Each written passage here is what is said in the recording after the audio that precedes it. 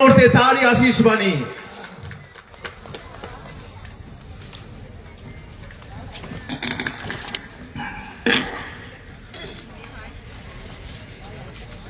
নমস্কার। আজকে হিন্দু সম্মেলন রাষ্ট্রীয় স্বয়ংসেবক সংঘ, যাকে আপনারা সবাই জানেন আরএসএস, 100 বছর পূর্তি। সেই পূর্তিতে সারা ভারতবর্ষে 80,000 হিন্দু সম্মেলনের আয়োজন। যারা আজকে এই সম্মেলনে এসছেন, ধর্মপ্রেমী, রাষ্ট্রপ্রেমী ভ্রাতা এবং ভগিনীগণ, আপনাদেরকে ধন্যবাদ। বর্তমান বাংলার ঘোরতর দুর্দিনে যারাই হিন্দু সম্মেলনের আয়োজন করেছেন, পশ্চিমবঙ্গের কপিলমুনির অভিশাপগ্রস্ত 60,000 সন্তানকে পুনরুজ্জীবন করার জন্য ভগীরথ সেদিন কঠোর প্রয়াস করে মর্তধামে মা গঙ্গাকে আনয়ন করেছিলেন। ভগীরথ রূপী রাষ্ট্রীয় স্বয়ংসেবক সংঘের সদস্য প্রচারক বৃন্দ, যারা বাইরে গৈরিক কাপড় পরেননি, মনটাকে গৈরিক রাঙ্গিয়ে এই কঠোর প্রয়াস বাংলার হিন্দুদের জাগরণের জন্য। আমরা ভারতবর্ষে জন্মগ্রহণ করেছি। এই দেশটা হচ্ছে পুণ্যভূমি, ধর্মভূমি, মোক্ষভূমি ঘোষণা করেছিলেন চিকাগো শহরে স্বামী বিবেকানন্দ। পৃথিবীর কোথাও ঈশ্বরের জন্মগ্রহণ হয়নি, কোথাও বা জন্মগ্রহণ করেছেন পয়গম্বর, কোথাও বা জন্মগ্রহণ করেছেন ঈশ্বরের পুত্র। স্বয়ং ভগবান যুগে যুগে এই ভারতবর্ষের পুণ্যভূমিতে জন্মগ্রহণ করেছেন। আর সেই ভগবানকে 10 মাস 10 দিন গর্ভে ধারণ করেছেন। ভারতবর্ষের মা আপনারা, আপনাদের উদ্দেশ্যে প্রণাম।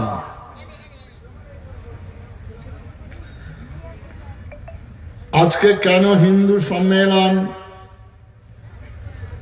আমাদের শ্রীমদ্ ভগবদ গীতায় প্রথম শ্লোকে আছে,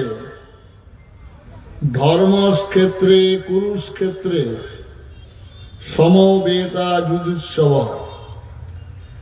ধর্ম দিয়ে আমাদের জীবন শুরু।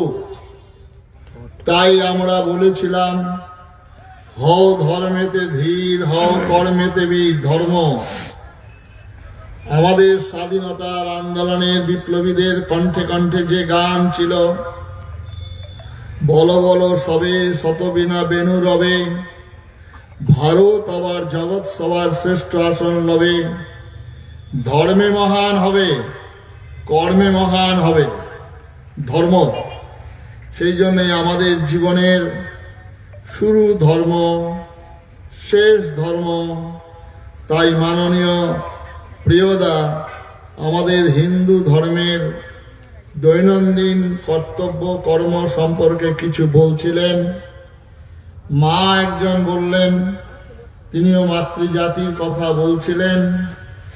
আজকে সেই ধর্ম ব্যক্তিগত জীবনের ধর্ম, আচার আচরণের ধর্ম। আমরা মুখে যদি হিন্দু বলি, কিন্তু কর্মে যদি আমাদের হিন্দুত্বের কোনো চিহ্ন না থাকে, তাহলে হিন্দু নাম উচ্চারণ করা বৃথা হয়ে যাবে। সুতরাং আজকে আপনারা যারা এখানে উপস্থিত হয়েছেন, সবাই তো হিন্দু নাকি? ভয় পাচ্ছেন নাকি? ওই যারা আরএসএস করছিল, বিজেপি ধরে বলছেন যে তুমি আর কোনোদিন আরএসএস করবে না, বলো মুখে। সেরকম আপনাদের ভয় হচ্ছে নাকি? এরপরে আসবে অবশ্য, আর কদিন পরেই দেখবেন যে হিন্দু কথা বলতে পারবেন না, আরম্ভ হয়ে গেছে। তাহলে হিন্দু যদি হন, তাহলে আজকে আপনাদেরকে প্রথম প্রশ্ন 100 নম্বরের মধ্যে পরীক্ষা হবে। আগে তো আমরা 36 নম্বর পেলেই পাস, এখন তো দিদিমণি কৃপা করে দিয়েছেন 25 নম্বর, আবার সাদা খাতা দিলেও পাস করে যাবেন। সুতরাং প্রথম নম্বর হচ্ছে সকালবেলা ভোরবেলা সূর্য ওঠার আগে ঘুম থেকে উঠতে হবে প্রত্যেক হিন্দুকে। যদি ঘুম থেকে উঠতে না পারেন সূর্য ওঠার আগে, তাহলে আপনি হিন্দু রূপে চিহ্নিত হবেন না। অসুস্থ বয়সজনিত কোনো কারণ হলে ঠিক আছে। দ্বিতীয় হচ্ছে প্রত্যেক দিন বাড়িতে মাতা মেয়ে পার্বতী দেবী, পিতা দেব মহেশ্বর, মা এবং বাবাকে প্রণাম করতে হবে। পারবেন? এটা খুব কঠিন। বৌমারা চুপ, কারণ বৌমা বলছে যে শাশুড়িকে প্রণাম করবে, কেন আমি তো কোনোদিন শাশুড়ি হব না। এই প্রণাম। তারপরে 3 নম্বর হচ্ছে প্রত্যেকের বাড়িতে যার যা গুরুর আসন আছে, ঠাকুরের আসন আছে, যে যেভাবে বিশ্বাস করেন সেই ঠাকুরের আসনে ধূনো ব্যবহার করবেন, প্রদীপ জ্বালাবেন, শঙ্খ বাজাবেন, উলুধ্বনি দেবেন এবং ভগবানের নাম যতটুকু সময় পারেন করবেন। তারপরে 4 নম্বর তুলসী গাছ তলায় সেই প্রদীপ, সেই ধুনো দেবেন। সব ঘরে ঘরে প্রদীপ ধুনো দেখাবেন। যে বাড়িতে নিত্য ধুনো, যে বাড়িতে শঙ্খ বাজে, সেই বাড়িতে রোগ শোক দুঃখ জ্বালা কম হবে। আজকে হিন্দুদের গ্রামে চলুন, কোন গ্রাম থেকে শঙ্খের আওয়াজ, উলুধ্বনি, শঙ্খধ্বনি আসে না। তখন তারা সব টিভি সিরিয়াল নিয়ে ব্যস্ত মা বোনেরা। তাই আজকে হিন্দুদের এই অবস্থা। এরপরে হচ্ছে হিন্দু যদি আপনি হন, তাহলে আপনি কোন রকম নেশা করতে পারবেন না। জল একদম খাওয়া যাবে না। কি বলছেন সাধু বাবা? জল না খেলে তো মানুষ মরেই যাবে। এই আজকেই আসার সময় মেদিনীপুর থেকে একজন প্রণাম করছে, যত সে কাছে এগিয়ে আসছে আমি তত পিছিয়ে যাচ্ছি। সকালবেলায় খালি পেটে রঙিন জল খেয়েছেন। এটা করা যাবে না। সরকার খুব লাইসেন্স দিচ্ছে, কারণ স্কুল কলেজের সামনে এই বেশি করে লাইসেন্স দেওয়া হচ্ছে। উত্তরবঙ্গে আমাদের একটা হাই স্কুল আছে কালিয়াগঞ্জের পাশে, কুনোর, সেই হাই স্কুলের পাশে লাইসেন্স দিয়েছে। আমি হাইকোর্ট থেকে মামলা করে বহু কষ্ট করে সেই লাইসেন্স বন্ধ করেছি। এরপরে প্রত্যেককে আয় বুঝে ব্যয় করতে হবে। আয়ের অতিরিক্ত ব্যয় করা যাবে না। নরেন্দ্রনাথ দত্তের নাম শুনেছেন? বলুন তো হাত তুলে, কার নাম নরেন্দ্রনাথ দত্ত? সবাই তুলতে পারলেন না। যে জায়গায় দাঁড়িয়ে কথা বলছি বলা উচিত ছিল। তার বাবার নাম বিবেকানন্দ। কি বাবার নাম? বিশ্বনাথ দত্ত। ব্যবহারজীবী ছিলেন, মানে আইনজীবী। প্রচুর টাকা রোজগার করেছেন। আয় বুঝে ব্যয় না করার জন্য নরেন্দ্রনাথ দত্ত অনেক ভাই বোন ছিল, পেট ভরে খেতে পায়নি। তার মা বলছেন, খেয়ে যা নরেন, বলছে বন্ধুর বাড়ি নিমন্ত্রণ আছে। তার মানে আয় বুঝে ব্যয় না করলে যারা অভিভাবক অভিভাবিকা আছেন, যারা গার্জেন আছেন, যারা মা বাবা, তারা ঠিক মতো না জীবন যাপন করলে পরবর্তীকালে তার ছেলে মেয়েরা ভুগবে। সুতরাং আয় বুঝে ব্যয় অবশ্যই করতে হবে।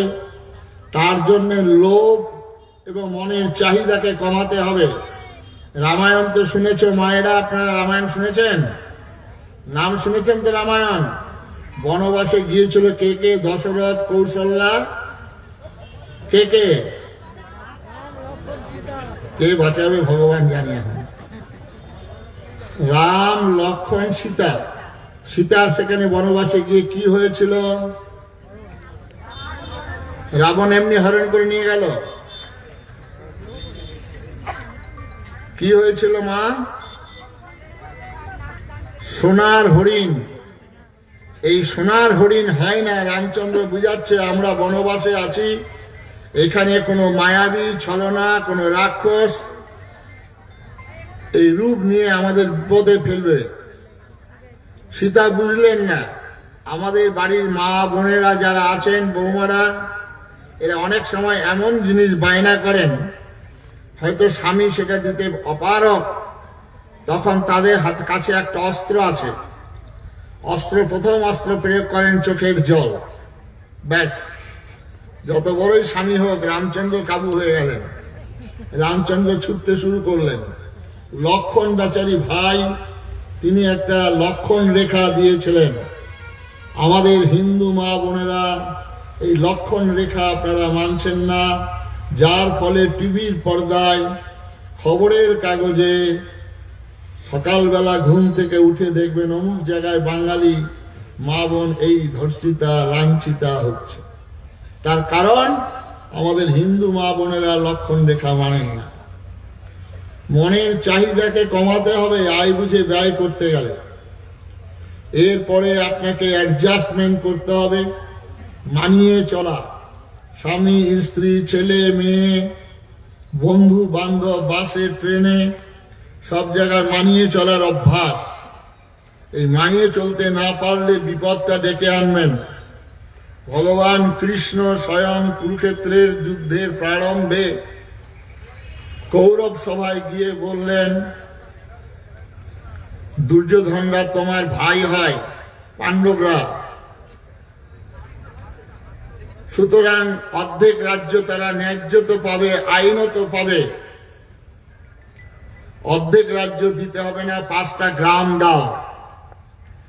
বিনা যুদ্ধে নাহি দেব সুচাগ্র মেদিনী। যুদ্ধ হলো, যুদ্ধে ভয়ঙ্কর রথী মহারথীরা এক একজন মারা গেলেন। সুতরাং এই অ্যাডজাস্টমেন্টের অভাবে হিন্দুর সংসার, বাঙালি হিন্দুদের সংসার ধ্বংসের মুখে যাচ্ছে।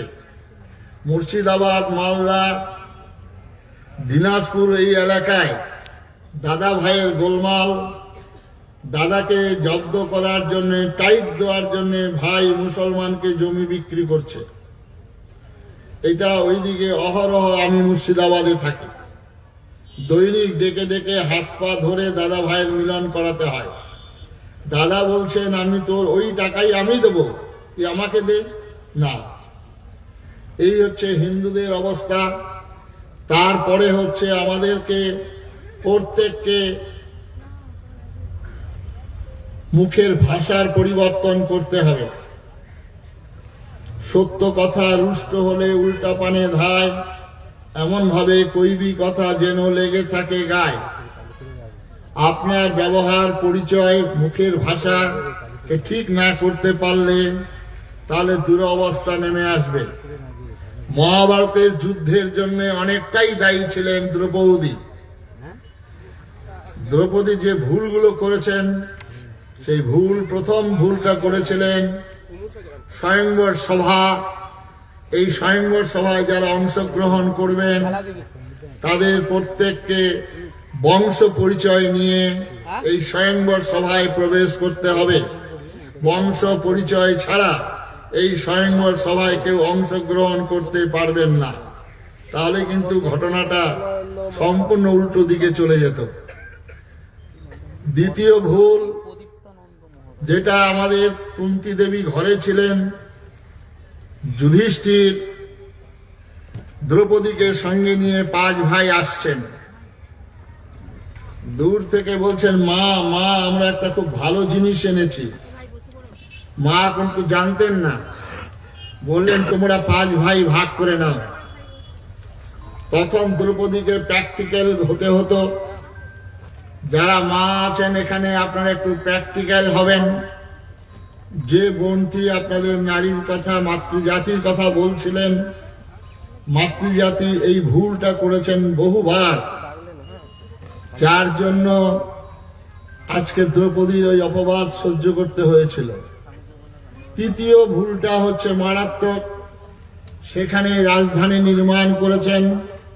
আমরা যেমন বাড়ি নির্মাণ করি, বাড়ি নির্মাণ করার পর গৃহপ্রবেশ অনুষ্ঠান, আত্মীয় স্বজন, বন্ধু বান্ধব, পাড়া প্রতিবেশীদের আমন্ত্রণ করি। তদানীন্তনকালে রাজরাজারা যখন রাজ্য প্রতিষ্ঠা করেন রাজধানী, তখন আশেপাশে ছোট বড় সব রাজাদের নিমন্ত্রণ করেন। এই পঞ্চপাণ্ডবরা রাজধানী নির্মাণ করে সেখানে দুর্যোধনকেও নিমন্ত্রণ করেছিলেন। দুর্যোধন এসেছিল। সেই মেঝেটা ছিল স্ফটিকের, বেলজিয়াম কাচের মতো দেখতে। সেই স্ফটিকের মেঝে দূর থেকে জল না স্থল বোঝা মুশকিল ছিল। দুর্যোধন বেচারি এসে সেই মেঝেতে পা দিতে গিয়ে পড়ে গিয়েছিলেন। দ্রৌপদী পিছন থেকে খিলখিল করে হেসেছিলেন আর বলেছিলেন, আন্ধা কা বেটা আন্ধা। এটা বলা উচিত হয়েছিল, বলো মায়েরা। সবাই এখন বলছে না, এটা ঠিক হয়নি। এটাই হচ্ছে আমাদের মুখের ভাষা। এই মুখের ভাষা যদি ভালো না হয় তাহলে কিন্তু আপনি বিপদে পড়তে পারেন। সেই জন্য হিন্দুদের এই মুখের ভাষার পরিবর্তন অবশ্যই করা দরকার। সেই জন্যে আপনার আচার আচরণ, ধর্মটা বলছিলেন প্রিয়বাবু, এই ধর্মটা হচ্ছে কোনো তিলক কাটা নয়, কোনো কালী পূজা, কোনো দুর্গা পূজার সঙ্গে সম্পর্ক নয়।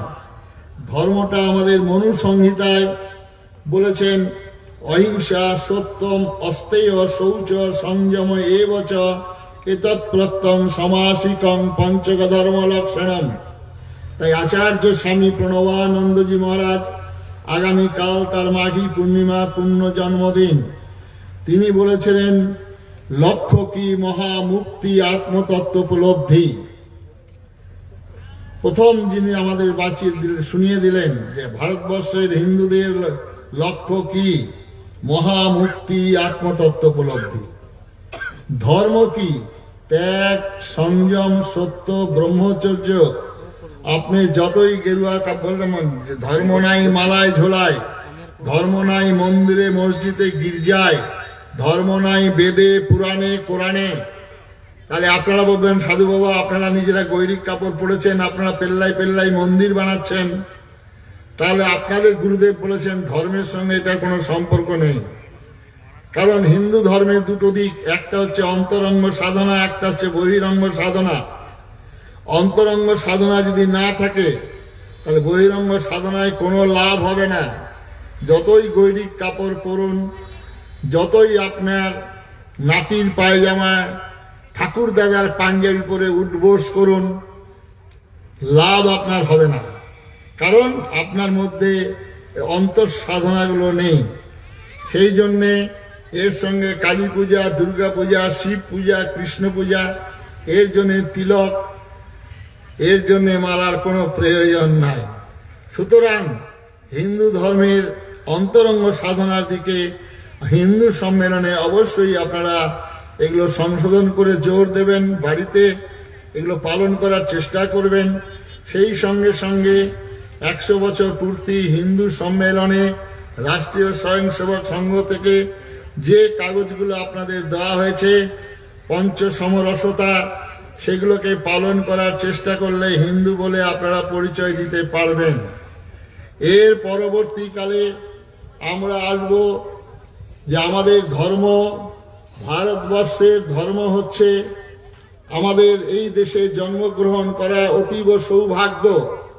পৃথিবীর বহু দেশ আছে, দেশগুলির ব্যুৎপত্তিগত অর্থ নেই। ভারতবর্ষের অর্থ হচ্ছে ভারত, প্রতিভায় রত, জ্যোতির্ধ্যানে রত। এই ভারতবর্ষের শিক্ষা হচ্ছে এতদ্দেশ পতুতস্য সখাসাদ অগ্রজন্মন সং সং চরিত্রং শিক্ষরেণ পৃথিব্যা সর্বমানবাহা।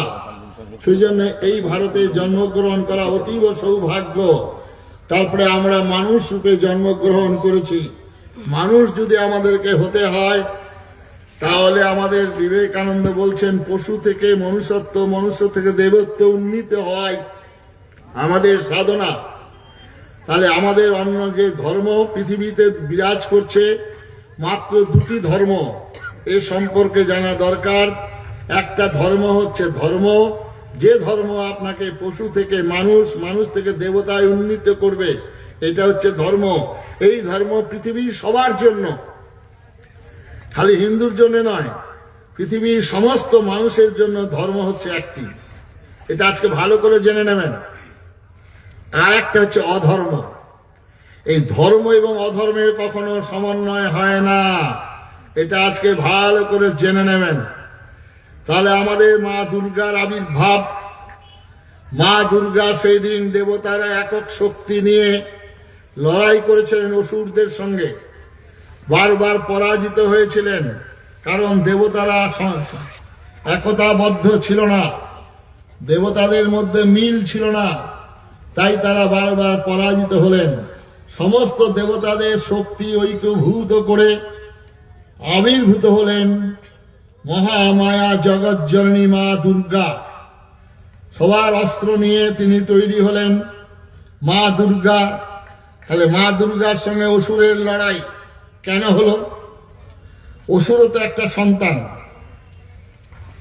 আমাদেরকে বিভ্রান্তকর কথা বলা হয়, মা শরৎচন্দ্র আমার ছেলে, আমজাদ আলীও আমার ছেলে।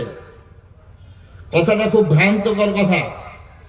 সাধক যখন সাধনায় সিদ্ধি লাভ করেন, এই জায়গায় দাঁড়িয়ে আমি এই কথাটি বলছি, আপনারা একটু বিচার বিশ্লেষণ করবেন। সাধক যখন সিদ্ধি লাভ করেন, সাধনার উচ্চস্তরে উঠেন, তখন তার কাছে তুল্য নিন্দা স্তুতির মৌনী সন্তুষ্ট যেন কেনচিত। সাধক যখন উচ্চস্তরে ওঠেন, তখন শীতোষ্ণ সুখ দুঃখেষু সমসঙ্গ বিবর্জিতা। আপনি প্লেনে যখন উঠবেন, তখন নিচে বাড়ি ঘর গাছপালা, কোনটা হলুদ কোনটা সবুজ কোনটা নীল কোনো বোধ হবে না। সুতরাং আপনারা এখানে যারা আছেন তারা অনেকেই প্লেনে ওঠেননি। সুতরাং আমরা যখন নিচে থাকব, আমরা যখন সমতল ভূমিতে থাকব, তখন এই বিচার এই চিন্তাধারা যদি আপনি থাকে, তাহলে আপনি বিভ্রান্ত হয়ে বিপদে পড়বেন। তাই মা দুর্গা অসুর যখন আসছেন, লড়াই হচ্ছেন, তখন মা দুর্গা বলছেন, গর্জন গর্জন খনন মূঢ় যাবৎ মধু পিবম্বম, তুমি একটু দাঁড়াও। আর সেই অসুরকে পদতলে ফেলে তার বুকের উপরে পা দিয়ে ত্রিশূল বিদ্ধ করছেন মা দুর্গা। সুতরাং দুর্গার যিনি অত্যাচারী, যিনি হরণকারী, যিনি নারী ধর্ষণকারী, সে এক ছেলে, আর একটি ছেলে, এই দুটো ছেলে সমান হতে পারে না। সুতরাং এই ছেলের যে উপযুক্ত শাস্তি, মা দুর্গা সেই শাস্তি দিয়েছেন, তার বুকের মধ্যে ত্রিশূল বিদ্ধ করেছেন। এই শিক্ষাটা আজকে আমাদের গ্রহণ করতে হবে। ভগবান রামচন্দ্র তিনি কেন রাবণের সঙ্গে লড়াই করলেন? মা সীতাকে তো চুরি করে নিয়ে গেছেন রাবণ। বলতেই পারতেন, রাবণ তোমার মধ্যে যে আত্মা বিরাজ করছে, আমার মধ্যে সে আত্মা বিরাজ করছে। তোমার একটা মত নারী ধর্ষণকারী, নারী অত্যাচারকারী, নারী, আমার একটা মত, চলো যত মত তত পথ যাই, তুমি আর আমি কোলাকুলি করি। এটা তো রামচন্দ্র বলতেই পারতেন। রামচন্দ্র তা করলেন না। রামচন্দ্র বনবাসী, গিরিবাসী, আদিবাসী ভাইদেরকে সংগঠিত করে প্রবল প্রতাপ রাবণের বিরুদ্ধে যুদ্ধ ঘোষণা করলেন। সেই যুদ্ধে কখনো অলৌকিক শক্তির আশ্রয় গ্রহণ করেননি। সেই যুদ্ধে তিনি প্র্যাকটিক্যাল, বাস্তব, সেই যুদ্ধে এক হিন্দুর ভগবান তীর ধনুক ধরে, ধনুর বাণ ধরে একের পর এক বাণ হেনে রাবণকে সবংশে নিধন করছেন। এই শিক্ষা আমাদের হিন্দুদের ভগবান রামচন্দ্রের জীবন থেকে গ্রহণ করতে হবে। যে রামচন্দ্র স্বয়ং ভগবান হয়েও তাকে ধনুর্বাণ ধারণ করতে হয়েছিল।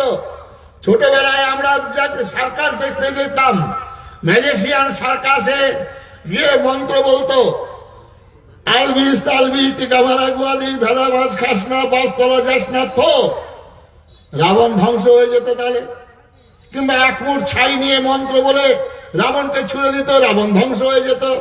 আর এগুলো অবাস্তব কথা। প্র্যাকটিক্যাল কথা হচ্ছে তাকে যুদ্ধ করতে হবে, লড়াই করতে হবে, তাকে সংগঠন করতে হবে, এবং সেই সংগঠনে আদিবাসী বনবাসী যারা তাদের সঙ্গে বন্ধুত্ব করেছেন, তাদের সঙ্গে এঁঠো খেয়েছেন, তাদেরকে নিয়ে লড়াই করেছিলেন। কারণ শিক্ষিত লোক ওই কলকাতার লোকদের নিয়ে লড়াই করার জন্য তার হয়নি। কারণ শিক্ষিত লোককে লড়াই করতে গেলে শিক্ষিত লোকগুলোকে যদি সাথে নিতে হতো, তাহলে ভগবান রামকে প্রথমেই বলতেন আমি আপনার সঙ্গে যাব, তা আমাদের খাবারের কি ব্যবস্থা করেছেন আগে বলুন তো। রামচন্দ্র খাবারের ব্যবস্থা করার সামর্থ্য ছিল না। আচ্ছা, আমরা যে যাব, আমাদের পেচ্ছাপ পায়খানা করার কোথায় ব্যবস্থা আছে তো? রামচন্দ্র সে ক্ষমতা ছিল না। আমরা যে যাব, আমরা কি নিয়ে লড়াই করব, কোন আধুনিক অস্ত্র আপনার কাছে আছে কিনা? রামচন্দ্রের কাছে ছিল না। তাহলে কেন তিনি আদিবাসী বনবাসী ভাইদেরকে নিলেন? এদের জন্য খাবারের ব্যবস্থা করতে হয়নি, গাছের ফলমূল খেয়েছিলেন। এদের জন্য কোনো থাকার ব্যবস্থা করতে হয়নি, মাঠে ফাতে প্রান্তরে পাহাড়ে পর্বতেরা ছিলেন। এদের জন্য কোনো অস্ত্র দরকার হয়নি, গাছের ডাল পাহাড়ের পাথর নিয়ে লড়াই করেছেন রামচন্দ্রের সঙ্গ দিয়ে, এবং বনের পাখি জটায়ু পর্যন্ত লড়াই করেছিলেন। সেদিনকার কথাটাকে আজকে স্মরণ করতে হবে। রামচন্দ্রকে লক্ষণ বলছেন দাদা আমরা যাচ্ছি বনে, গৈরিক বেশ পড়েছি, বনবাসী পোশাক, কেন তীর ধনুক কেন নিচ্ছ দাদা? এই তীর ধনুক নিলে সাধু সন্ন্যাসীদের আশ্রমগুলো ভয় পাবেন, সেখানকার পশু পাখি সন্ন্যাসীরা তারা হলেন অহিংসক। এই সন্ন্যাসীরা সত্যের পূজারী, তুমি সেখানে অস্ত্র নিয়ে যাচ্ছ কেন? রামচন্দ্র বলছেন আমার প্রিয় ভাই তুমি লক্ষণ, প্রয়োজনে তোমাকে ত্যাগ করতে পারি, প্রয়োজনে সীতাকেও ত্যাগ করতে পারি, কিন্তু আমার সর্বক্ষণের ধনুর বাণ আমি ত্যাগ করতে পারবো না। সুতরাং যারা জয় শ্রীরাম বলছেন, স্বামী বিবেকানন্দ বলেছিলেন রামের পূজা চালিয়ে দিয়ে দিকি, বলছেন মারুতের পূজা কর। আর সেই বিবেকানন্দের কথা সার্থক আজকে পশ্চিমবঙ্গের সর্বত্র জয় শ্রীরামের স্লোগান উঠছে, জয় শ্রীরাম বলছেন। কিন্তু সেই সঙ্গে সঙ্গে নিবেদন, জয় শ্রীরাম বলার সঙ্গে সঙ্গে প্রত্যেকের বাড়িতে ধনুর্বাণ রাখতে হবে। প্রত্যেককে ওই গরিব দুঃখী আদিবাসী ভাই বোনদের সঙ্গে সম্পর্ক স্থাপন করতে হবে। বিবেকানন্দ বলেছেন একজন ভারতবাসী খ্রিস্টান হয়ে যাওয়া মানে সংখ্যা কমে যাওয়া নয়, ভারতের শত্রুতে পরিণত হওয়া। আজকে পশ্চিমবঙ্গের যারা শিক্ষিত মানুষ আছেন, দেশের যারা ধনাঢ্য ব্যক্তি আছেন, তারা আজকে চলুন উত্তর পূর্ব ভারতে, আজকে অরুণাচল, মণিপুর, নাগাল্যান্ড সব খ্রিস্টান হয়ে গেছে। একবার চিন্তা করবেন, পরবর্তীকালে ভগবান কৃষ্ণ, এই কৃষ্ণের জীবন থেকে শিক্ষা গ্রহণ আজকে আসু দরকার। ভগবান কৃষ্ণকে আমরা লীলা খেলার মধ্যে আবদ্ধ করে রাখলাম। ভগবান কৃষ্ণকে কোন জায়গায় নামিয়েছি আমরা, আজকে সেটা চিন্তা করতে হবে। ভগবান কৃষ্ণ জন্মগ্রহণ করেছিলেন, তখন শঙ্খ বাজেনি, উলুধ্বনি হয়নি। ভগবান কৃষ্ণ যখন জন্মগ্রহণ করলেন, ফুলের মালা নিয়ে কেউ এগিয়ে যায়নি, তাকে চুপি চুপি চোরের মতো পালিয়ে যেতে হয়েছিল। এই ভগবান কৃষ্ণ জন্মগ্রহণ করেই তাকে লড়াই শুরু করতে হয়েছিল। প্রথম বধ করেছিলেন পুতনা, তারপরে অগাসুর, বকাসুর, তারপরে কালিয়ানাগ নিজের মামাকে হত্যা করছেন। এই ভগবান শ্রীকৃষ্ণকে আমরা গোপীচোরা ননীচোরা বলে সাজালাম। এই ভগবান কৃষ্ণ মায়েরা স্নান করছে আর কাপড়গুলো নিয়ে কদম্ব বৃক্ষে উঠে গেল। যিনি ভারত আত্মা, যিনি বিশ্ব আত্মা, সেই ভগবান কৃষ্ণকে কোন জায়গায় নামিয়ে ফেললেন আমাদের ভাগবত পাঠকরা, কীর্তনিয়ারা। আজকে বলেন যেও না যেও না, যমুনার ধারে রাধা, ওখানে বসে আছে কালু হারামজাদা। আমাদের কীর্তনীরা যদি এই কথা বলেন, তাহলে বিধর্মীরা আমাদের কৃষ্ণ সম্পর্কে কি অভিব্যক্তি করবে? আজকে জানা দরকার এই ভগবান কৃষ্ণ শ্রীমৎ ভগবত গীতা, শ্রীমৎ ভগবত গীতায় ভগবান কৃষ্ণ, যেটা আপনাদের সবার মনে আছে, এত অনেক মনে থাকার কথা নয়। বিনাশায় চ দুষ্কৃতাং ধর্ম সংস্থাপনার্থায় সম্ভবামি যুগে যুগে। আমি তিনটি কাজের জন্যই আসি। সেখানে বিনাশ কথাটা ব্যবহার করেছেন বন্ধু। বিনাশ কখনো নৌকা বিলাসের মধ্যে দিয়ে হয় না, বিনাশ কখনো মালা চন্দনের মধ্যে দিয়ে হয় না, বিনাশ কখনো রাসলীলার মধ্যে দিয়ে হয় না। বিনাশ কথাটা ব্যবহার করতে গেলে শক্তি শক্তি শক্তি। তাই ভগবান শ্রীকৃষ্ণ আর বৃন্দাবনের 11 বছর যারা বলেন মাধুর্য লীলা, এই বৃন্দাবনেই ভগবান সর্বত্র শক্তি প্রয়োগ করেছেন। তারপরে বৃন্দাবন থেকে চলে গেলেন মথুরা, মথুরা থেকে চলে গেলেন কুরুক্ষেত্র, কুরুক্ষেত্র থেকে চলে গেলেন দ্বারকায়। এই বিরাট জীবনটাকে আমরা অনুসরণ করলাম না, সারা জীবন রাধা রাধা রাধা রাধা করে মরলাম। কোথায় রাধার কথা উল্লেখ আছে? ভাগবতের 10ম স্কন্ধে একটা শ্লোক যেখানে আছে, সেটার এই বাস্তব রাধা নয়, রক্ত মাংসের রাধা নয়, যিনি আরাধিকা রাধা তু তু রাধা, সেখানে বলা হয়েছে এই রাধা আয়ন ঘোষের স্ত্রী, কৃষ্ণের থেকে 13 বছরের বড় মামি, সেই রাধাকে নিয়ে আসা হলো, যিনি বৃন্দাবনে 11 বছর একটা যুবক, যার মধ্যে তখনও রক্ত মাংসে বীর্যের কোনো আলোড়ন তৈরি হয় না, সেটাকে নিয়ে আমাদের সবার কীর্তন ভাগবত পাঠ শুরু। এই ভগবান শ্রীকৃষ্ণ কুরুক্ষেত্রের যুদ্ধে অর্জুনকে উপলক্ষ করে যে বাণী দিয়েছিলেন, যে কথা অর্জুনকে বলেছিলেন, সেই কথাটাই আজকে আমাদের বাঙালি হিন্দুদের বাঁচার কথা। আর আমরা ধর্মগ্রন্থ ভগবান রামচন্দ্র কৃষ্ণের জীবন ইতিহাস থেকে কোনো শিক্ষা গ্রহণ করিনি, যার ফলে 1000 বছরের পরাধীনতা, 800 বছর যাবৎ একদল জুতো পিটা করেছেন আমাদেরকে, আর একদল চাবুক মেরেছেন আমাদেরকে। আজকে বর্তমান এই দুর্দিনে এসে হিন্দু সম্মেলনে সেই বার্তাই আপনাদেরকে শোনাবো। আজকে আমাদের কৃষ্ণের জীবন থেকে, কৃষ্ণের উপদেশের মধ্য দিয়ে বাঙালি হিন্দুদের দুর্দিনে এটাই আমাদের বাঁচার পথ, এটাই আজকে আমাদের গীতা থেকে শিক্ষা। ভগবান কৃষ্ণের উপদেশ আমাদেরকে গ্রহণ করতে হবে। কি বলছেন অর্জুন? যুদ্ধ করব না, আত্মীয় স্বজন বধ করব না, শালা সম্বন্ধী গুরু এদেরকে বধ করব না, আমি ভিক্ষান্ন ভোজন করব, আমি স্বর্গ চাই না, রাজ্য চাই না। উত্তম প্রস্তাব। আজকের দিনে যারা একটু বুদ্ধি আছে, শিক্ষিত মানুষ, সবাই তো অর্জুনকেই সাবাস জানাবেন। ধন্যবাদ অর্জুন, তোমার মানবতা, তোমার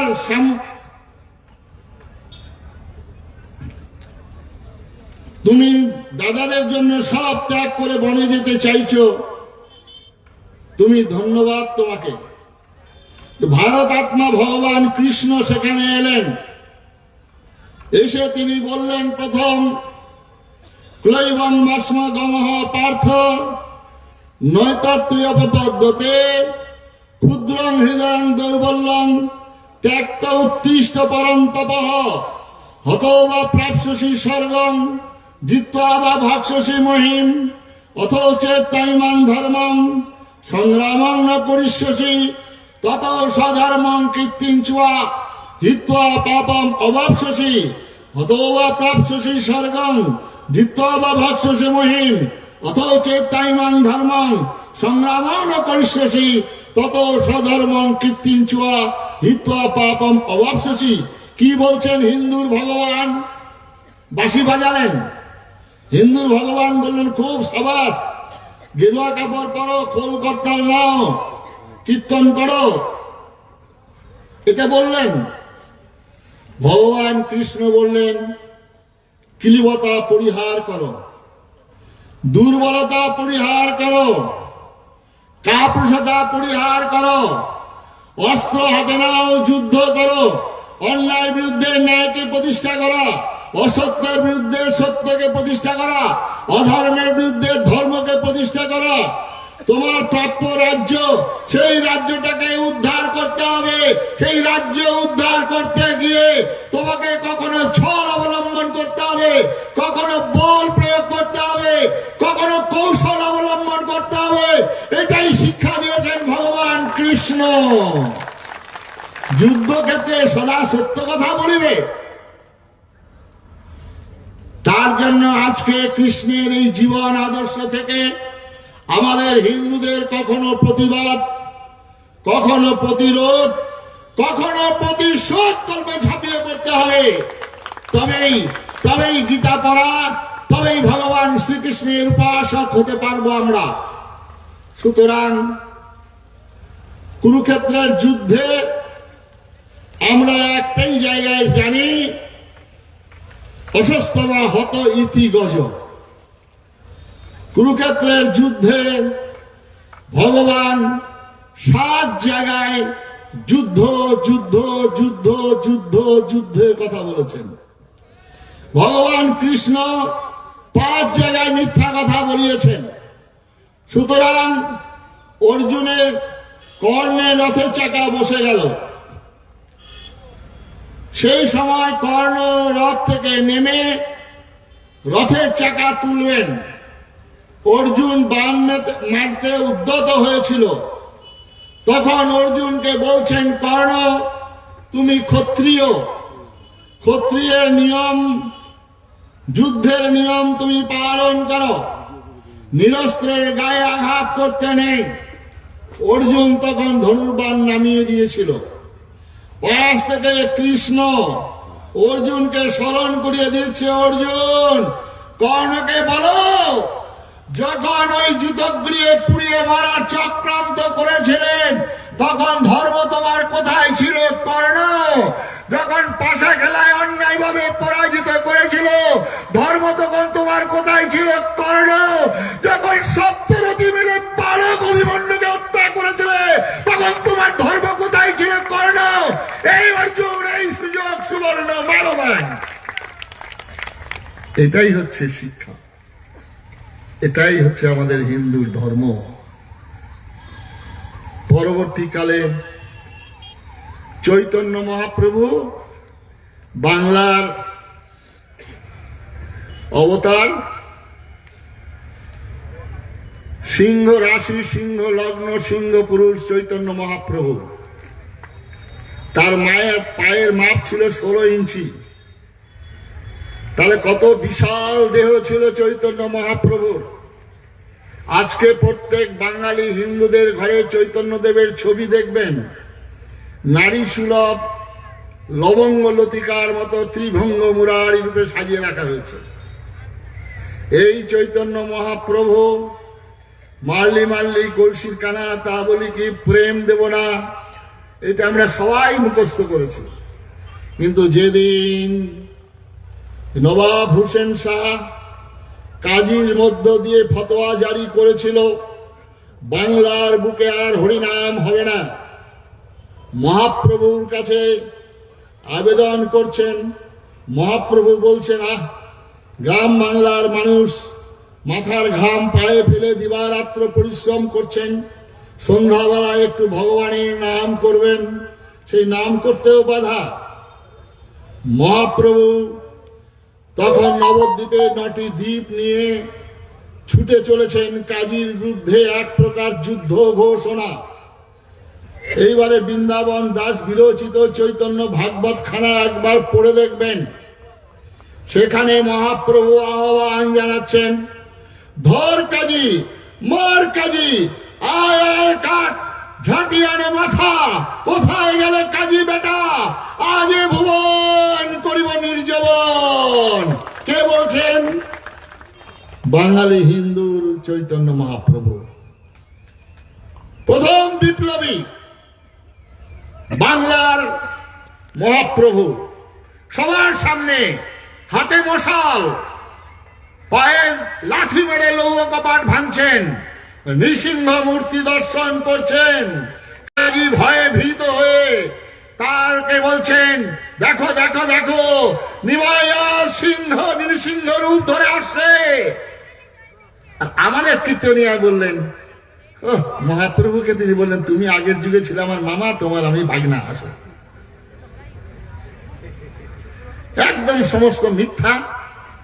এই মহাপ্রভু হচ্ছেন বাংলার প্রথম বিপ্লবী।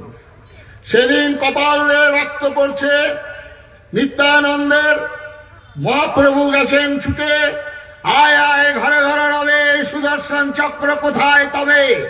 সুদর্শন চক্রের আহ্বান করছিলেন আমাদের গৌর নিতাই, আমাদের গৌরাঙ্গ মহাপ্রভু চৈতন্যদেব। ওই মূর্তি দেখে তখন নিত্যানন্দ পায়ে পড়ে বললেন, মহাপ্রভু, প্রভু এই রূপ তুমি সম্বরণ করো। তারপরে ওই কথা দিয়েছে। এরপরে ঠাকুর রামকৃষ্ণ বিবেকানন্দ, ঠাকুর রামকৃষ্ণ সাধনার উচ্চ স্তরে উঠে যে কথাগুলি বলেছেন, সেই কথাগুলি ব্যক্তিগত সাধনায় সাধকের ক্ষেত্রে প্রযোজ্য। ঠাকুর রামকৃষ্ণ বিবেকানন্দের হিন্দু চেতনা বলে একটি বই আছে। বইটা হচ্ছে আপনার সত্যানন্দ দেবায়তন যাদবপুর, সেখান থেকে মৃগানন্দজি সম্পাদিত। ঠাকুর রামকৃষ্ণ দীক্ষা নিয়েছিলেন আপনার সুফি মতবাদে গোবিন্দ রায়ের কাছে।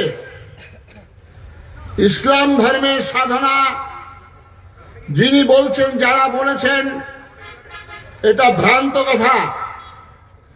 যদি যত মত তত পথ হয়ে থাকে, তাহলে ঠাকুর রামকৃষ্ণ আল্লাহ মন্ত্রে দীক্ষা নিলেন, নিয়ে ফিরে এলেন। ফিরে এসে বলছে, মায়ের মূর্তিগুলোকে সরিয়ে দাও।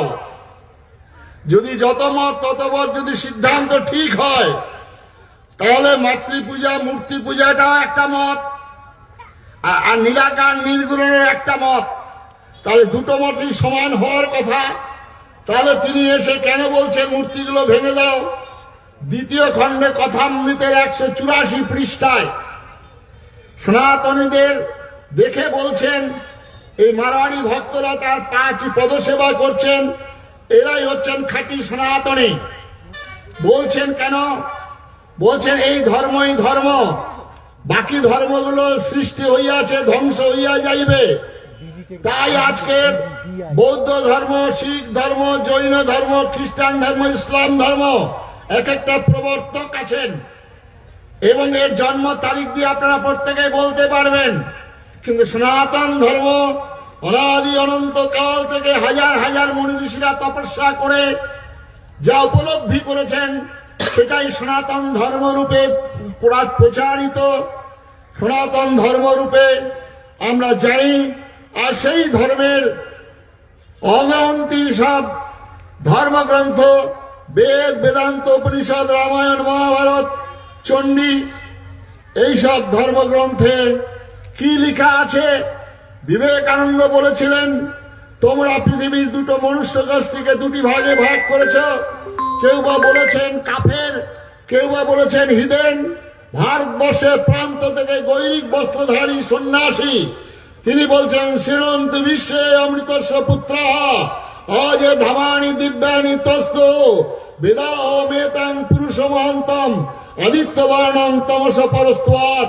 তো হে শোনো, একদাই ভারতের কোন বনতলে কে গো তুমি মহান কি আনন্দ বলে উচ্চারি উঠেলে হচ্ছে, শোনো বিশ্বজন, শোনো অমৃতের পুত্র যত দেবগণ। আমি জেনেছি তাহারে তার পানে চাই, মৃত্যুরে লঙ্ঘিতে পারো অন্য পথ নাই। মৃত্যুকে জয় জয়কার করার আর কোনো পথ নেই, এই ভারতবর্ষের পথ। তাই ভারতবর্ষ কখনো হিদেন বলে না, ভারতবর্ষ কখনো কাফের বলে না। ভারতবর্ষ থেকে বলা হয় তোমরা অমৃতের সন্তান। তাই ভারতবর্ষের একটা ছোট্ট শিশুকে মন্ত্র দেওয়া হয়, অসতমা সদ্গময়, তমসমা জ্যোতির্গময়, মৃত্যুর্ময় অমৃতঙ্গময়, আবির আবির্ময়। অসত্য থেকে সত্যের পথে নিয়ে চলো, অন্ধকার থেকে আলোর পথে নিয়ে চলো, মৃত্যু লোক থেকে অমৃত লোকে নিয়ে চলো। হে প্রকাশ, তুমি আমার মধ্যে প্রকাশিত হও। পৃথিবীর কোন ভাষা, কোন ধর্মের মানুষকে এই শিক্ষা দেওয়া হয় না যেটা ভারতবর্ষের একটা ছোট্ট শিশুকে শিক্ষা দেওয়া হয়। এটাই হচ্ছে হিন্দু ধর্ম। বিবেকানন্দ জাহাজে চেপে যাচ্ছেন, পাদ্রী সাহেব হিন্দু ধর্ম সম্পর্কে নিন্দা করছেন।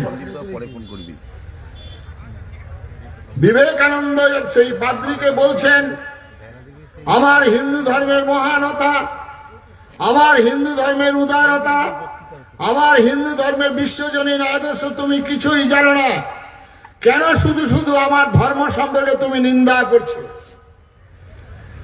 পাদ্রী সাহেব ক্ষান্ত হননি, তিনি নিন্দা আরো করছিলেন।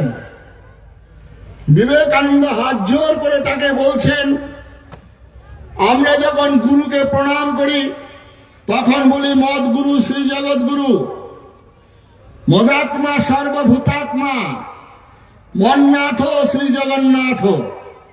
আমরা যখন মাকে প্রণাম করি তখন বলি সর্বমঙ্গল মঙ্গলে। আমরা যখন কৃষ্ণকে প্রণাম করি গোব্রাহ্মণ্য হিতায় চ জগদ্ধিতায় কৃষ্ণায় গোবিন্দায় নমো নমঃ। আমরা যখন শান্তি মন্ত্র পাঠ করি সর্বেষাং মঙ্গলং ভূয়াৎ সর্বে সন্তু নিরাময়া। আমরা যখন তর্পণ করি তখন বলি অতীত কুলকটিনাং সপ্তদ্বীপবাসিনাং ময়া দত্তেন তয়েন ভুবনত্রয়ম।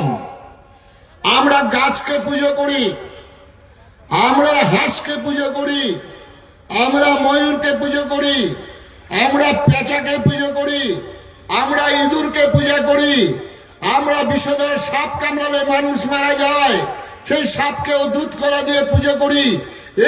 হিন্দুকে, হিন্দু জাতিকে তুমি সাম্প্রদায়িক সমালোচনা করছো কেন সাহেব? সাহেব ক্ষান্ত হননি। তাহলে বিবেকানন্দ বলতেই পারতেন, পাগলে কিনা বলে ছাগলে কিনা খায়। বিবেকানন্দ বলতেই পারতেন, হাতি চলে বাজার মে কুত্তা ভুকে লাখো মে। বিবেকানন্দ বলতেই পারতেন, আমার গুরু বলে গেছেন যত মত তত পথ। এইবারে বিবেকানন্দ জামার আস্তিনটা গুটলেন, গুটিয়ে নিয়ে সাহেবের সামনে বজ্র মুষ্টি ধরলেন, কলারটা চেপে ধরে বললেন, if you want what more you won the sea. তুমি আর একটিবার আমার ধর্ম সম্পর্কে নিন্দা করো, এক ঘুষিতে তোমাকে সমুদ্রজাত করব। এই বিবেকানন্দের ঘরে ঘরে পূজা করার সময় এসে গেছে ভাই বাঙালি হিন্দু। টলারেশন টলারেশন অনেক হয়ে গেছে।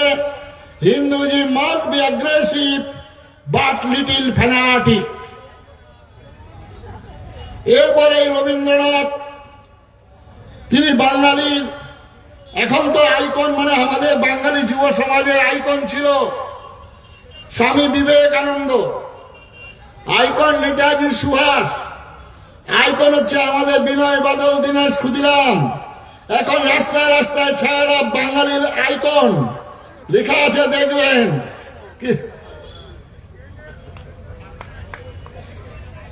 তারপরে কি করলেন রবীন্দ্রনাথ? তার কবিতা আপনারা অনেকেই মুখস্থ করেছেন, দিবে আর নিবে, মিলাবে আর মিলিবে, যাবে না ফিরে এই ভারতের মহামানবের সাগর তীরে। খুব ভালো কথা। রবীন্দ্রনাথ বলেছেন, হেথায় দাঁড়ায় দুবাহু বাড়ায় নমিনর দেবতার কথা। এই রবীন্দ্রনাথ বলেছেন, হেথায় হেরো নিত্য পবিত্র ধরিত্রে এই ভারতের মহামানবের সাগর তীরে। ধ্যানা গম্ভীর এই যে ভূধর নদী জপমালা ধৃত প্রান্তর। রবীন্দ্রনাথ 1905 সালে বঙ্গভঙ্গ আন্দোলন রোধ, কিন্তু এই রবীন্দ্রনাথ কবিতা লিখছেন 1937 সাল। আজকের বাঙালি হিন্দুদের এই রবীন্দ্রনাথের কবিতাটিকে মুখস্থ করতে বলবো, স্মরণ করতে বলবো। কেন রবীন্দ্রনাথ এই ধরনের কবিতা লিখলেন? 1906 সালে একটা বীজ বৃক্ষ রোপণ করেছিলেন। কে বলতে পারবেন? হাত তুলে মেদিনীপুর জেলার মানুষ। স্বাধীনতার আন্দোলনে বাঙালিদের নামের মধ্যে মেদিনীপুর জেলার নাম সব থেকে বেশি। মেদিনীপুর জেলার লেখাপড়া জানা, মেদিনীপুর জেলার ইতিহাস জানা, মেদিনীপুর জেলার স্বাধীনতার আন্দোলনের অবদান, এই মেদিনীপুর জেলার আজকে আপনারা যারা আছেন শিক্ষিত মানুষ, আজকে আপনারা বলুন হাত তুলে একজন যে 1906 সালে কি বীজ বৃক্ষ রোপণ হয়েছিল, তাকে জল দিয়েছিলেন, সার দিয়েছিলেন, আলো বাতাস দিয়েছিলেন কারা? কারা? কেউ বলতে পারলেন না। এটাই বাঙালিদের হিন্দুদের দুর্দশার কারণ। মুসলিম লীগ 1906 সালে বপন, তাকে সার দিলেন, প্রথম জল দিতে হয় চারা গাছকে, জল দিলেন যিনি জাতির জনক, রামচন্দ্রকে না করে জাতির জনক বলরাম একজনকে, তাকে কেউ কেউ বলছেন আবার মহাত্মার বিপরীত অর্থ ব্যবহার করছেন, আমি সেটা যাব না। এই মহাত্মা গান্ধীজি প্রথম জল দিতে শুরু করেছিলেন। কি জল দিলেন? বললেন if coming Pakistan shall come on my dead body. আমরা বাঙালি হিন্দু, আমরা খুব ভালো করে সেটাকে চর্বণ করলাম। এরপরে সার দিতে আরম্ভ করলেন Jawaharlal Nehru, demand for Pakistan, it is fantastic nonsense. হাওয়া লাগালেন কারা? বাতাস দিলেন কারা? আজকে যে দলটা পশ্চিমবঙ্গের জগৎ দল হিসেবে চেপেছিল, যে দলটা সম্পর্কে বাঙালি হিন্দুরা সব থেকে চরম, বাঙালি হিন্দুদের সঙ্গে চরম বিশ্বাসঘাতকতা, যে দলটার জন্য বাংলার আজকে প্রায় কল কারখানা, শিক্ষা দীক্ষা সব ধ্বংস করে দিয়েছে, যে দলটা বাঙালিকে সর্বশান্ত করে দিয়ে সর্বহারা হয়েছিল, যে দলটা ধানতলা, পানতলা, যে দলটা আমাদের ওখানে ওই আমাদের বালিগঞ্জের বিজন সেতুতে জীবন্ত পুড়িয়ে মারার দল, যে দলটা আজকে বর্ধমান সাইবাড়ির মায়ের রক্ত ছেলেকে মেরে রক্ত দিয়ে মাকে খাওয়ানো, সেই দলটা আমাদের সর্বনাশ করেছেন। আর সেই দলটা সেদিন কলকাতার বুকে দাঁড়িয়ে বলছে পাকিস্তানের দাবি মানতে হবে, তবে দেশ স্বাধীন হবে। রবীন্দ্রনাথ প্রমাদ গুনলেন, তিনি তখন বললেন নাগিনীরা চারিদিকে ফেলিছে বিষাক্ত নিঃশ্বাস, শান্তি ললিত বাণী শুনাইবে ব্যর্থ পরিহাস, দানবের সাথে সংগ্রামের তরে প্রস্তুত হতে হবে ঘরে ঘরে, প্রস্তুত হতে হবে ঘরে ঘরে, প্রস্তুত হতে হবে ঘরে ঘরে।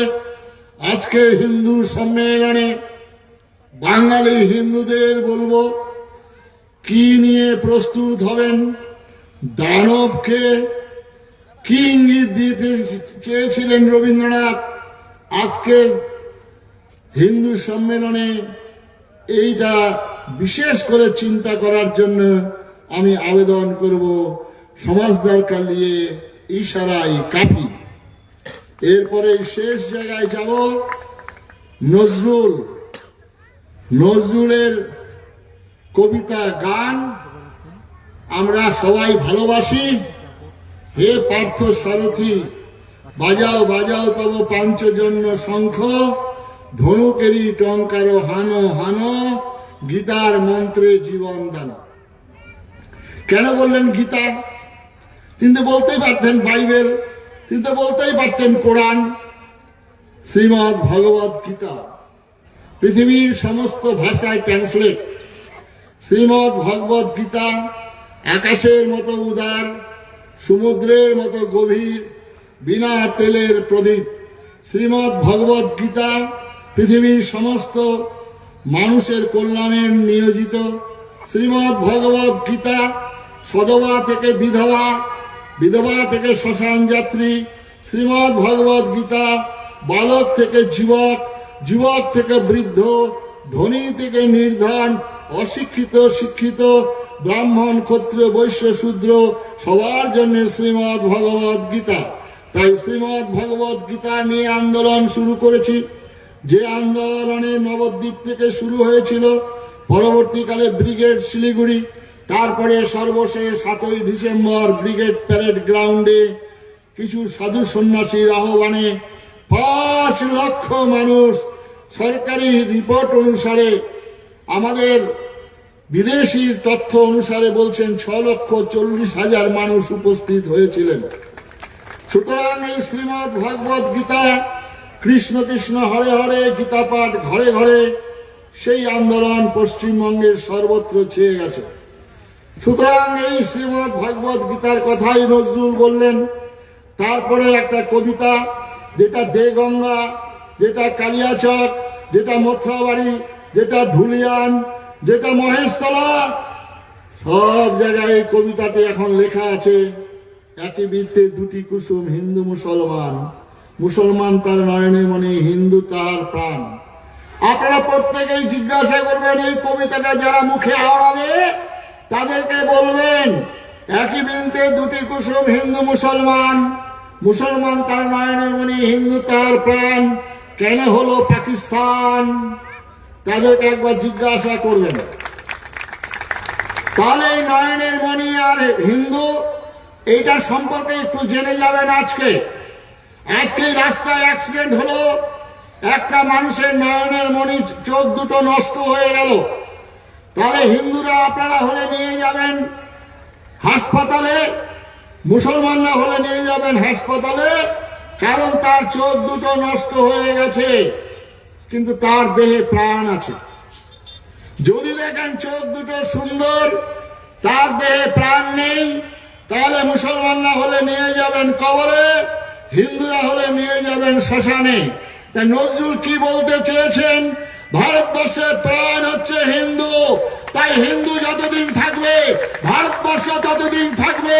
যেদিন হিন্দু থাকবে না, ভারতবর্ষ থাকবে না। আজকে কাবুল, কান্দাহার, ইরাক, ইরান, আফগানিস্তান, সেখানে হিন্দু কমে গেছে। আজকে পশ্চিমবঙ্গের মহেশতলা, আজকে পশ্চিমবঙ্গের মালদা, মুর্শিদাবাদ, হিন্দু কমে গেছে। আজকে বাংলাদেশে হিন্দু কমে গেছে। তাই দীপক দাসকে মেরে জীবন্ত জ্বালিয়ে দেওয়া হয়। এটাই হচ্ছে ইসলামের ধর্ম, এটাই হচ্ছে কোরআনের নির্দেশ। আর সেই নির্দেশ অক্ষরে অক্ষরে পালন করবেন তারা। আমরা বুর্বক হিন্দু সমাজ। তাই হিন্দু সম্মেলন, হিন্দু রক্ষী দল, তাই রাষ্ট্রীয় স্বয়ংসেবক সংঘ, তাই বিশ্ব হিন্দু পরিষদ, তাই হিন্দু সম্মেলন। তাই স্বামী বিবেকানন্দ বলেছিলেন, I am proud call myself Hindu. Acharya Swami Pranabanandaji মহারাজ বলেছেন, আমি হিন্দুকে হিন্দু নামে ডাক দিতে চাই। তাই এই সম্মেলনে যারা এসেছেন, কবিগুরু রবীন্দ্রনাথ, চৈতন্য মহাপ্রভু, স্বামী বিবেকানন্দ, ভগবান রামচন্দ্র, ভগবান কৃষ্ণ, মা দুর্গার কাছ থেকে শিক্ষা গ্রহণ করে যারা দুর্গা পূজা করবেন, যেসব মায়েরা, তারা অস্ত্র অবশ্যই ঘরে রাখতে হবে। এক হাতে অস্ত্র, এক হাতে শস্ত্র। যদি অস্ত্রহীন শস্ত্র হয়, তাহলে বাংলাদেশের বাবাজিদের মতো সব পালিয়ে আসতে হবে। একজন বালক থেকে যাবে চিরদিন, আর একজন প্রতিকূল হবে, পালিয়ে যাবে বিহারে। কারণ তাদের শাস্ত্র ছিল, অস্ত্র তাদের ছিল না। তাদের দিব্য জ্ঞান ছিল, কাণ্ড জ্ঞান ছিল না। তাই আপনাদের এক হাতে চাই অস্ত্র, আর এক হাতে চাই শাস্ত্র। বিবেকানন্দ বলছেন, ভারত আবার জাগবে চৈতন্যের শক্তি লইয়া, বিনাশের শক্তি লইয়া নয়। ভারত আবার জাগবে গৈরিক বেশায়। তাই ভারতবর্ষের বৃহত্তম রাজ্য, সেই রাজ্যে গৈরিক পতাকা পথ পথ করে উঠছে। তাই ভারতবর্ষের 19টা রাজ্যে গৈরিক পতাকা পথ পথ করে উঠছে, যেখানে স্বামী বিবেকানন্দের কথায় বাস্তব। আর এই দেশের একজন নেতাজি সুভাষ, আর একজন শ্যামাপ্রসাদ মুখার্জি, যাদের জন্মদিন জানলাম, মৃত্যু রহস্য আজও জানলাম না। আজকে গান্ধীজি হত্যার কারণে নাথুরাম গঞ্জ থেকে বারবার তোলা হয়। আপনারা একবার জিজ্ঞাসা করবেন, ওই আবার নেতাজি সুভাষের মৃত্যুর কারণ, তাকে কে মেরেছিল? আজকে শ্যামাপ্রসাদ মুখার্জিকে কে মেরেছিল? আজকে লাল বাহাদুর শাস্ত্রীকে কে মেরেছিল? তার উত্তরগুলো তাদের কাছে চাইবেন। বন্ধুগণ, সর্বশেষ যে দলটাকে আমরা 2 দশক যাবত রাখলাম, ঠিক আছে, সেই দলটা আমাদের প্রথম, সেই দলটাকে 2 দশক যাবত আমরা রেখেছিলাম। তারপরে দলটাকে রাখলাম প্রায় 4 দশক, আমরা একবারও চিন্তা করলাম না। তারপরে দল নিয়ে আপনারা দেখবেন, বলছিলেন প্রিয়দা, তিনি মেকলেকে আমদানি করেছিলেন। একটা জাতিকে যদি ধ্বংস করতে হয়, তার ইতিহাসকে ধ্বংস করতে হবে, তার শিক্ষার মধ্যে প্রবেশ করতে হবে। ইনি এত সুন্দর চতুরতা সহকারে আমাদের ছোট ছোট ছেলে মেয়েদের বইগুলোতে কি পরিবর্তন করেছেন, আপনারা বাঙালি, আপনারা একটু দেখবেন না। সেখানে শুরু করেছেন, সেখানে চাচা চাচি, ফুপা ফুপি, সেখানে হাম্মা হাম্মা, এই শুরু করে দিয়েছেন। আপনার ঘরের ছেলে মেয়েরা আর কোনোদিন ঠাকুরমা ঠাকুর দাদা বুঝতে পারবে না। যে বাংলার বুকের স্লোগান ছিল বন্দে মাতরম, সেই বাংলার স্লোগানকে পাঠিয়ে জয় বাংলা আরম্ভ করলেন। আপনারা আজকে সম্প্রীতির উৎসব, দিকে দিকে রাস্তায় আসছে সম্প্রীতির উৎসব। কিসের সম্পত্তি, কিসের সম্প্রীতি?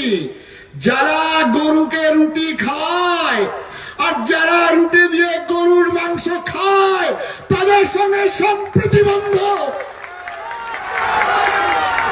যারা মূর্তি পূজায় বিশ্বাসী, মূর্তি পূজা করে, আর যাদের রক্তে হচ্ছে মূর্তি ভাঙা, তাদের সঙ্গে সম্প্রীতি বন্ধ।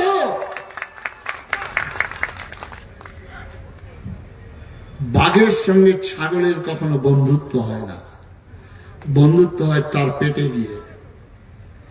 তাই কালী মন্দিরের সামনে বলি হয় বাঘ, সিংহ, হাতি, ঘোড়া। কালী মন্দিরে বলি হয় পাঠার আর ভেড়ার। আজকে সেদিন পাঠা মানত করে গ্রামের মানুষ। আপনারা অনেকে পাঠা মানত করেন, তো করেছেন তো নাকি? হ্যাঁ, এই তো এখানে গেছিলাম ক্ষুদিরামের ওখানে, বলে 1000 পাঠা। আমাদের দিনাজপুর জেলা বললা কালীবাড়ি 1000 পাঠা বলি হয়। তো পাঠাটা সেদিন খুব মনে আনন্দ। আপনারা কিছুদিন আগেই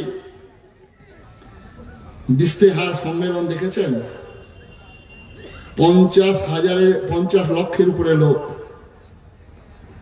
নিজেরা বাড়ি থেকে বস্তা, নিজেরা খাবারের ব্যবস্থা। এখানে তো প্যান্ডেল করেছে, একটু আলুর রোদ্রু কম লাগছে, ওখানে আবার খাওয়ার ব্যবস্থাও হয়ে গেছে। আর লোক তো বুঝতেই পারছেন। আর সেই দিন এইরকম লোক হয়েছিল। তো আজকে এই দল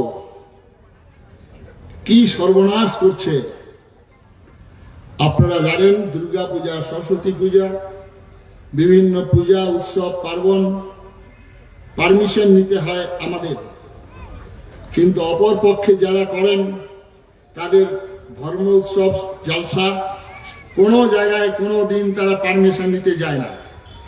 আজকে কীর্তন হবে, কীর্তনের মাইক বন্ধ করে দেওয়া হচ্ছে, এই শুরু হয়েছে।